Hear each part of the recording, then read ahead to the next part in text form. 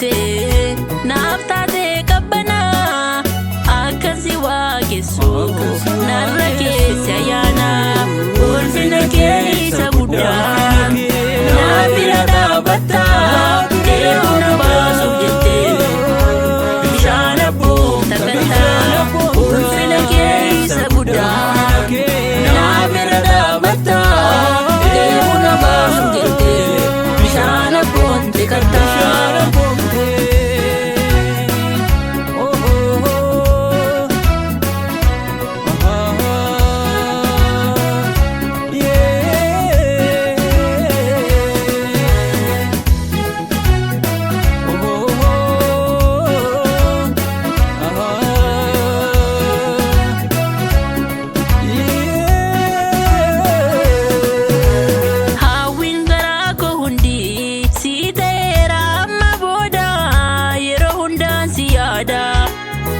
Kabas bakadas site na guddise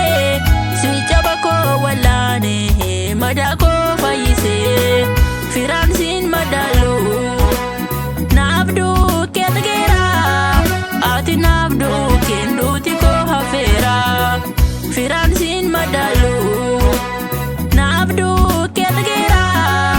ati nabdu kenduti ko hafera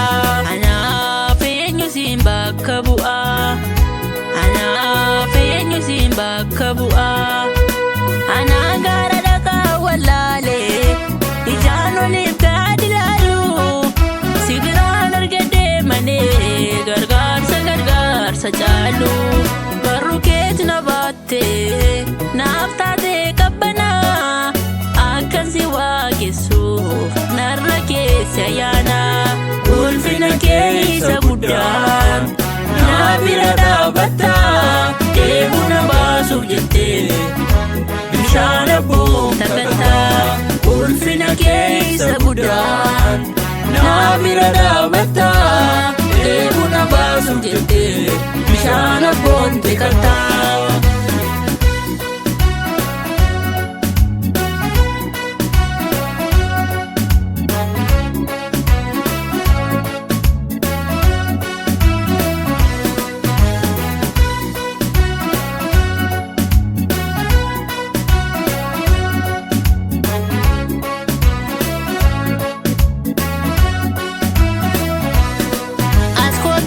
Jako jete ba ko narrafute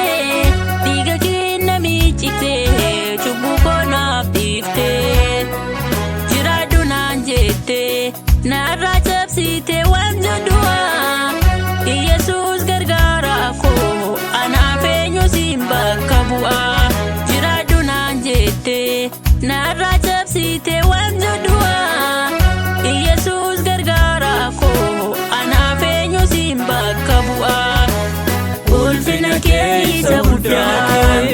naa bira dhaabatta deemuna baasuuf jettee bishaan abboom takkatta ulfina keessa guddaa naa bira dhaabatta deemuna baasuuf jettee bishaan abboom takkatta.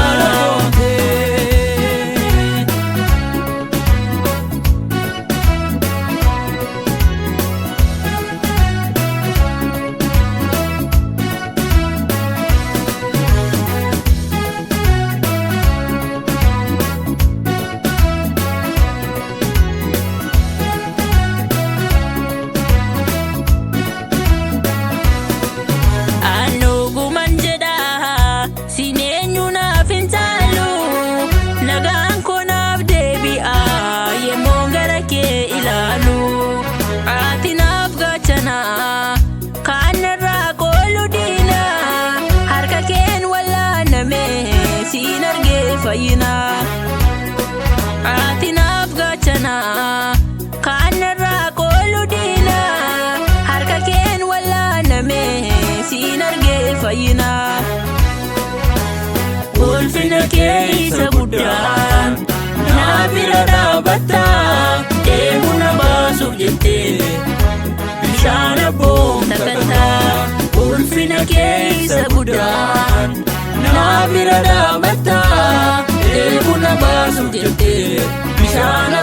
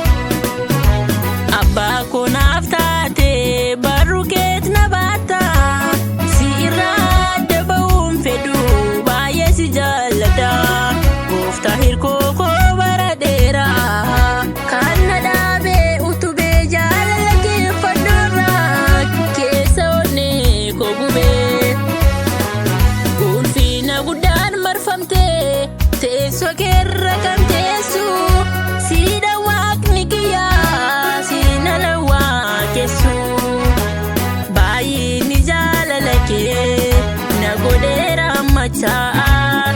Yesuus oolchaa koo naaf eenyu siin bakka bu'aa baay'inni jaalala kee na godheera mataa Yesuus oolchaa koo naaf eenyu siin bakka bu'aa